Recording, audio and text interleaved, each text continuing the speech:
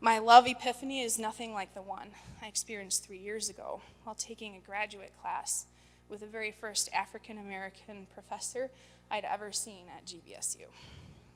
That summer, I had an epiphany about race in her Cultural Foundations and Education class that completely changed the way I think and teach.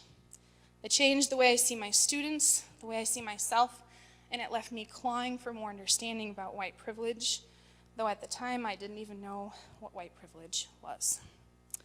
When I graduated in 2002 with a degree in psychology and a minor in education, I was ready to take on the world like all the other young graduates.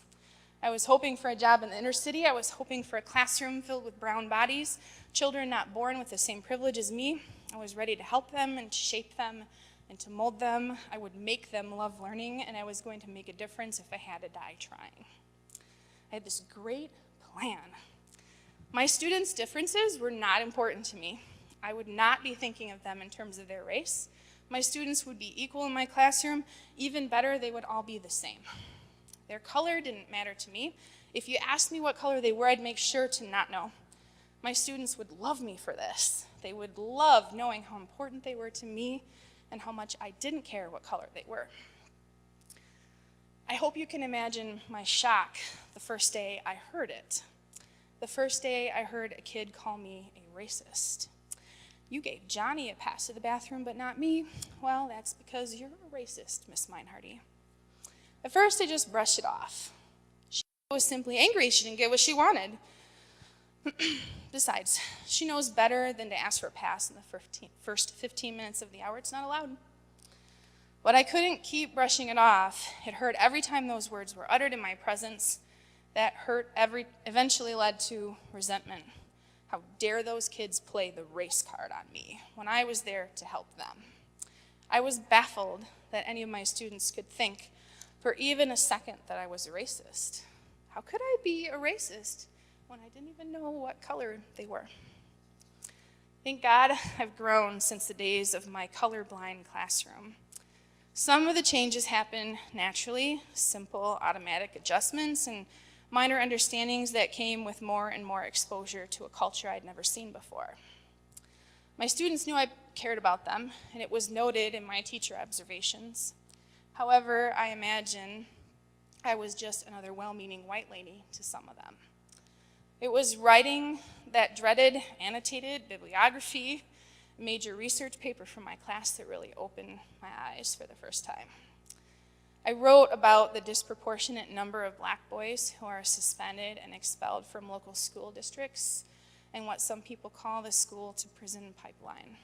I learned about the difference in communication styles between black and white people. I learned about African American child rearing, generational trauma, and the unintentional bias in the classroom committed by white teachers in black schools all across America. I learned that because of who I was and where I came from, it was impossible to be colorblind. I also learned that racial colorblindness is really just a poor attempt on the part of white people to treat black people as if they are white. It assumes that white is not a color. And when you assume that white is not a color, you are saying that everything white is normal and everything brown is not.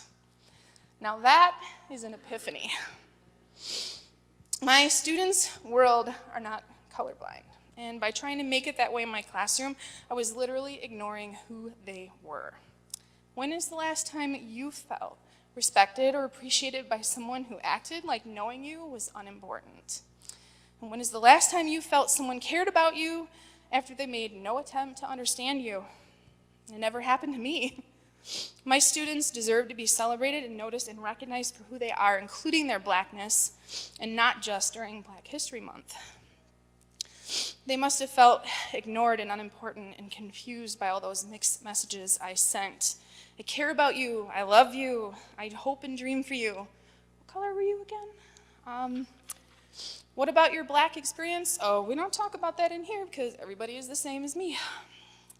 So, how do I take this secular definition of epiphany in my experience and turn it into the manifestation of God, which is what epiphany is really about?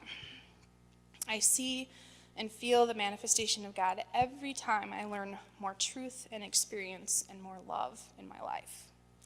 There is a great deal of truth and love in my story about colorblind teaching.